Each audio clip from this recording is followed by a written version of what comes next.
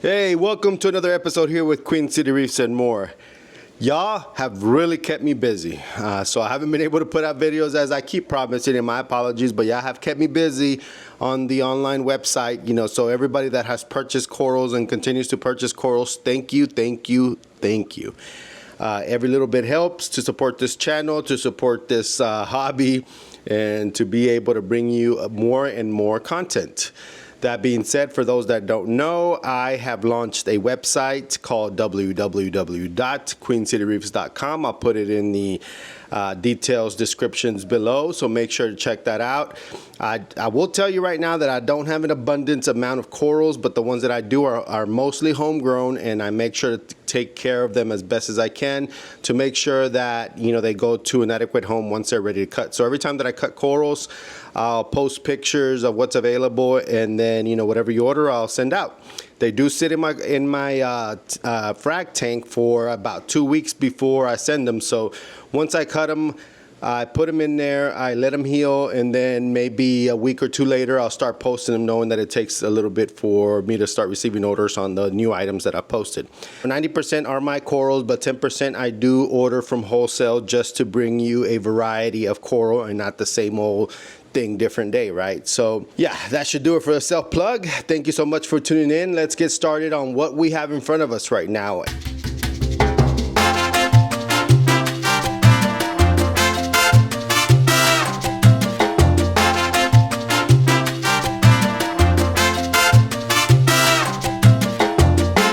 A 16-gallon cube. I assume this is a 16-gallon based on the dimensions. This is really just a regular tank. This is not your typical all-in-one or one that has an overflow with a sump.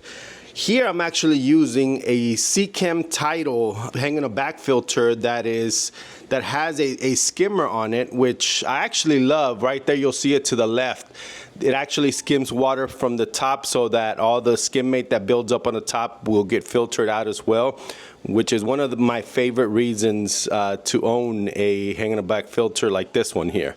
I think there are others, but I don't know if they actually capture it as good as this one does. That it's not bulky, it doesn't have an extra part that's floating in the water to capture all the skimmate. I could be wrong, but I want to I don't have a lot of freshwater tanks to really be well versed in that world, but I want to say that this is one of the best ones that I did see.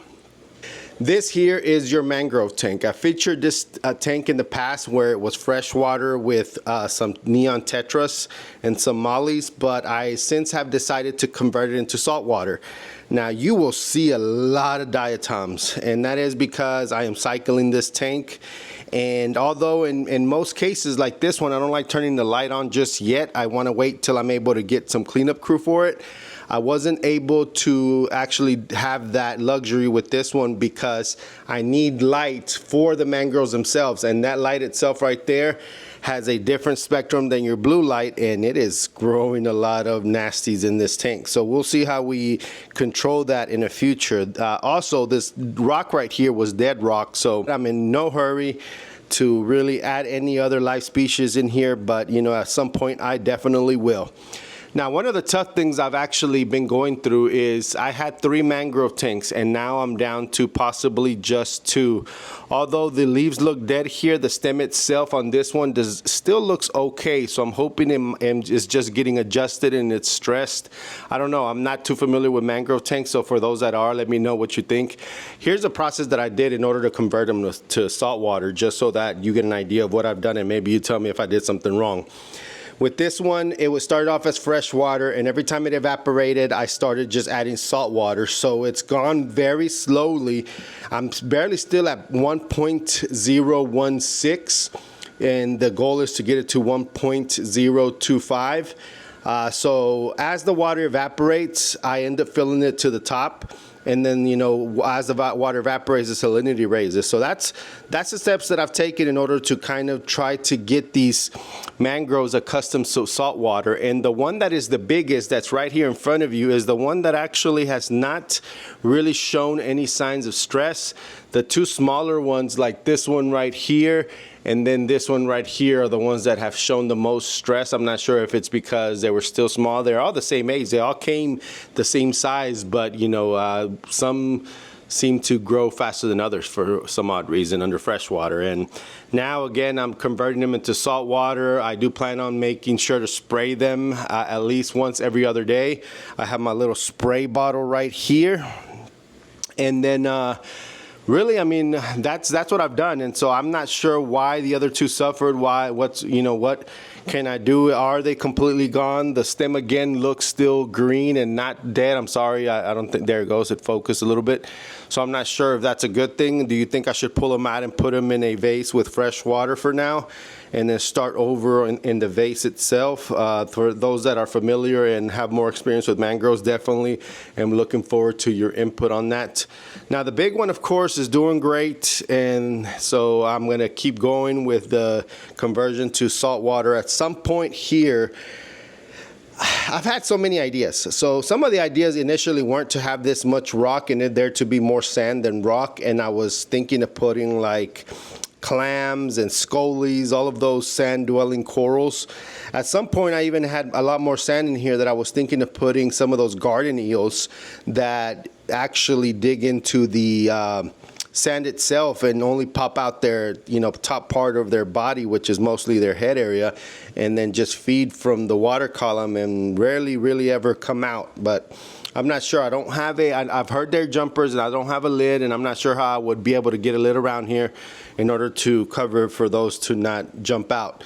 But now I've actually had to add some rock because initially the sand was what was holding up these mangroves, but these mangroves end up growing these roots that end up becoming like branches. And so I wanted to make sure that I was able to kind of shape them to what I wanted to them for them to grow as.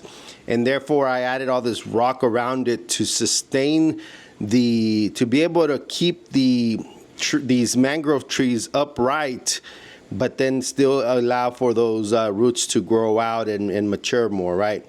At some point, this is supposed to look like one of those little forests with all the branches, coming out, and maybe even be able to remove more rock in the future. I don't know as far as corals as what I would put in here. I probably would still start with a few scolies at the bottom and maybe add a few mushrooms and maybe fill this up with mushrooms when it comes to the rocks. Something like jawbreakers or anything that's popular, because at the end of the day I also do want to make sure that this is where I grow out the mushrooms, and then when there's enough of them, be able to post them on the site to sell them. But anyways, I don't know. What do y'all think? What ideas do y'all have? What do you think I should do with this tank in the current state that it's now? So aside from that hanging it back filter that I am using to filter water and to have media through it like carbon and all that, and some mechanical filtration as well, I'm also using a J-Bow or J-Cod power head right there, and so that's actually provided some pretty good water movement. I don't plan on keeping corals that need a lot of flow, so because I don't want to make this a very high flow system. So that's why I'm thinking like maybe even at some point I could possibly even do seahorses, right? Seahorses I don't think are known to jump out.